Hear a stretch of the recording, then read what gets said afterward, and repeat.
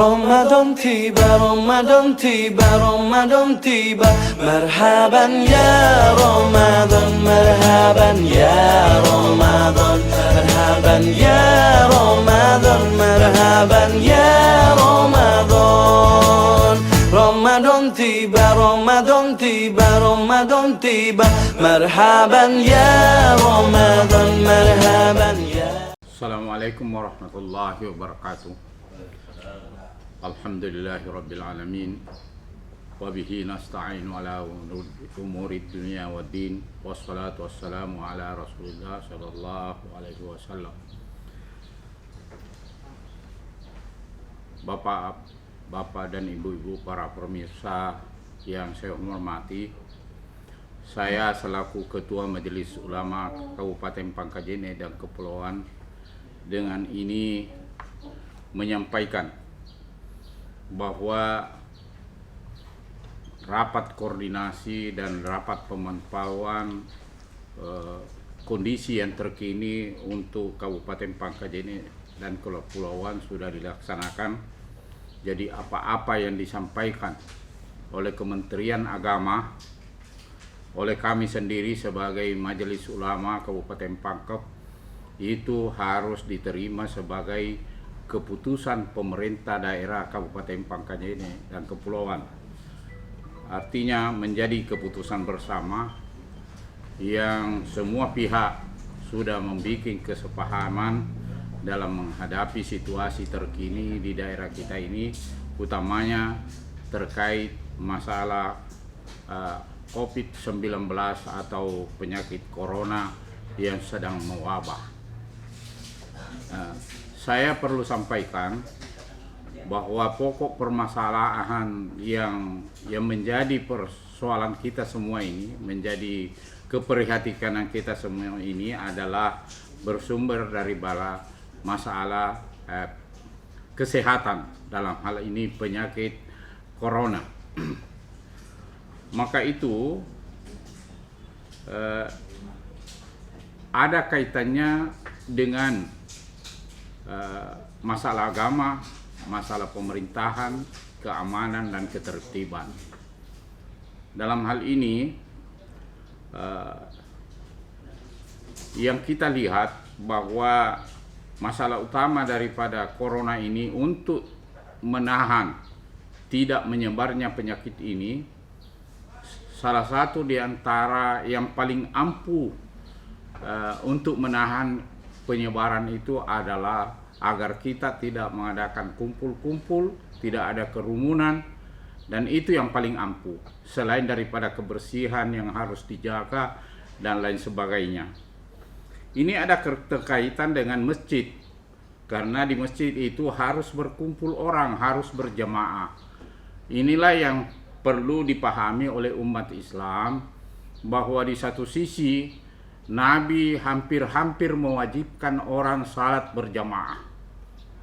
Dan kita harus pahami bahwa baik Allah Subhanahu wa taala maupun Nabi Muhammad sallallahu alaihi wasallam tidak akan pelin-pelan, tidak akan pelin-pelan. Di satu sisi hampir-hampir mewajibkan salat berjamaah, tapi di sisi lain kita sering mendengarkan ada perintah Nabi kepada Bilal yang berbunyi as-salatu fi buyutikum. Waktu itu ada dua peristiwa yang terjadi, bahwa pada saat itu tidak ada yang dideteksi punya penyakit, tapi Nabi beralasan agar orang salat di rumah masing-masing saja, karena dikhawatirkan pada waktu itu dingin yang sangat menggigit bisa menyebabkan orang sakit kalau keluar rumah. Untuk itu beliau menganjurkan kepada Bilal agar menyerukan di azan itu menjadi as-salatu fi buyutikum. Di waktu lain panas sangat menyengat, yang juga sama sangat mengkhawatirkan agar kesehatan akan terganggu jika kita keluar rumah. Mengenai salat Jumat, karena salat Jumat tidak bisa dilaksanakan kalau tidak dalam keadaan berjamaah. Nabi juga pernah mengatakan berbagai halangan yang bisa menggugurkan kewajiban salat Jumat. Di antaranya di dalam kaidah usul fikih, pertama yang wajib salat Jumat itu hanya laki-laki, perempuan tidak diwajibkan. Orang yang sedang bepergian tidak diwajibkan untuk salat Jumat. Ya, untuk itu yang berpergian tidak wajib salat Jumat. Yang ketiga, bukan hamba sahaya. Dalam hal ini sekarang tidak ada lagi perhambaan, maka yang dikategorikan adalah orang-orang yang dipenjara. Yang keempat adalah orang yang sakit. Sudah dapat dibuktikan di mana-mana bahwa tidak bisa dipaksakan oleh salat Jumat yang berpenyakit tahunan. Ini ada kaitannya dengan adanya bahaya. Adanya bahaya. Corona ini tidak terlihat. Andai kata bahaya yang dibawa oleh corona sama dengan harimau, bisa kita lihat, mungkin ada dua langkah yang bisa kita pakai. Pertama, kalau takut kita lari. Kalau berani melawan. Apakah kata melawan ini yang mau dipakai sama corona? Nah, tidak terlihat. Sedangkan tidak bisa disangkal, di Kelapa Gading itu ada suatu waktu salat Jumat. Pada waktu di Kelapa Gading Jakarta itu, tiba-tiba di situ ada beberapa orang yang warga negara asing. Di situ ada yang meninggal. Ini dua jawaban yang bisa muncul. Pertama, ya, yang meninggal itu satu orang, tapi hampir semua yang ada berjamaah pada saat itu terpapar corona. Untuk itu satu masjid di karantina, tidak boleh ada yang keluar dan dilayani makan minumnya. Kemudian pengertian yang kedua, bahwa ada yang berpendapat kalau kita di masjid aman, tidak ada yang bisa kena. Satu, saya katakan bahwa di tahun 82 di Masjid Haram itu ditembak Imam Masjidil Haram. Dan yang membunuh dia adalah musuh Islam yang menyamar masuk ke Islam, menyelundup masuk ke Masjidil Haram. Apa ini? Kalau kita mengatakan dilindungi oleh Allah, musuh Allah yang datang, Imam Masjid Haram yang betul-betul tidak disanksikan kealiman, keulamaannya dan sebagainya, kehusuannya, kok bisa mati di situ? Jadi jaminan keamanan di masjid tidak begitu pemahamannya. Mohon bapak-bapak dan ibu-ibu para pemirsa memahami ini. Kemudian untuk itu maka kami dari Majelis Ulama mendukung apa yang menjadi keputusan Majelis Ulama Pusat, ya, keputusan Majelis Ulama Provinsi.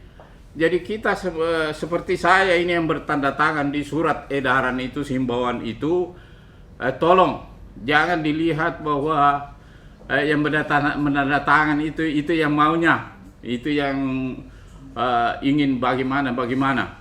Tapi ini adalah memperkuat apa yang sudah dipatwakan oleh ulama-ulama besar kita. Saya katakan di rapat koordinasi bahwa 7 ulama besar di dunia tidak ada yang berbeda pendapat. Berapa sih keulamaan kita di sini? Kemudian ulama nasional kita, ya, Majelis Ulama Pusat sudah sepakat, dan kita di sini provinsi dengan melihat kondisi daerah kita, karena daerah kita adalah daerah zona merah, ada 11 kabupaten di Provinsi Sulawesi Selatan ini yang masuk zona merah. Untuk itu tidak bisa ditawar-tawar Bapak Ibu sekalian. Kemudian untuk Sulawesi Selatan kita berada di urutan kelima secara nasional. Ya, jadi hal ini yang memperhatikan kita dan mendorong kita agar betul-betul himbauan ini diindahkan. Jangan kalimat himbauan yang keluar dianggap bahwa tidak tidak. Nah, ini kan cuma himbauan. Himbauan ini terpaksa dikeluarkan karena meskipun kita bersyarat untuk meminta PSBB, tapi kita kasihan bahwa betul-betul kayak diikat kaki ini dan tangan ini sehingga betul-betul tidak ada yang keluar rumah. Itu yang dipikirkan kita semua oleh pemerintah daerah agar jangan serta-merta minta PSBB kayak Makassar.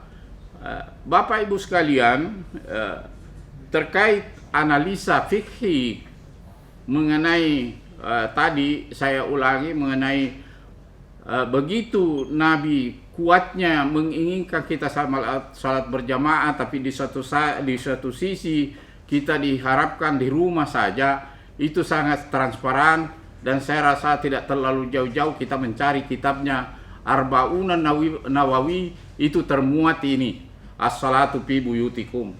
Ya, dan tadi sudah ditegaskan oleh Kemenak bahwa itu tidak mengurangi nilai pahala ibadah kita kalau kita mendengarkan fatwa para guru-guru kita. Bahkan kita akan durhaka kalau para ulama besar kita sudah memberikan fatwa lantas kita langgar. Itu yang perlu dipahami Bapak Ibu sekalian.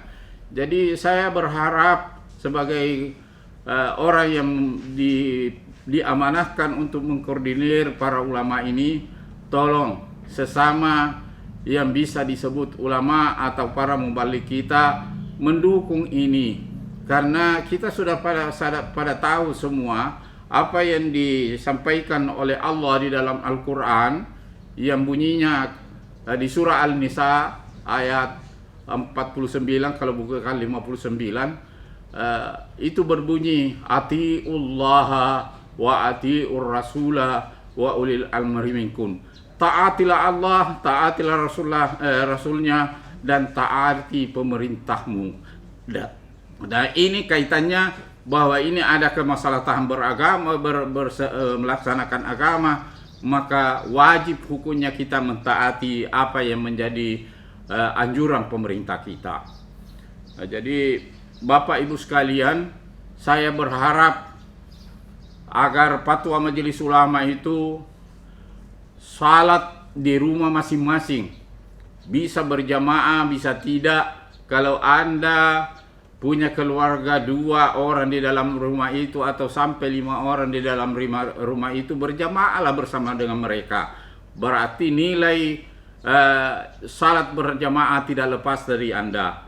27 derajat tidak disebutkan oleh Rasulullah Sallallahu Alaihi Wasallam bahwa harus di masjid, tapi 27 derajat itu lebih tinggi kelasnya dibanding kalau salat sendiri-sendiri. Itu tidak ditentukan oleh Rasulullah.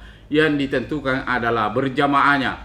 Kalau kita tetap berjamaah di rumah kita sendiri dengan keluarga inti, anak, istri, maka itu pahala 27 derajat itu akan kita terima. Itu yang perlu dipahami. Jadi jangan lagi mengadakan iktikaf di masjid, karena kalau kita di masjid pasti akan menjadi ramai. Jangan lagi tadarusannya harus di masjid. Sebetulnya tadarusan Al-Quran itu mestinya lebih afdal kalau sendiri-sendiri.